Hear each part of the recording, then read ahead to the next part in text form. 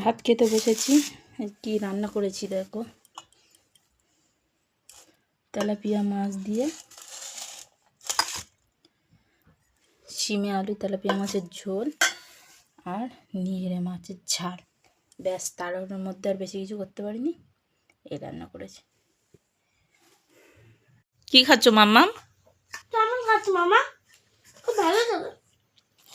তোমরা কে কে কেমন খেতে ভালোবাসো আমাকে কমেন্ট করে জানাবে। আমার ভিডিওটা নিন বক্সে টাইপ করে নিচের লিঙ্কটা টাচ করে দেখতে পাবে আমাদের ভিডিও। এরকম টাইমিং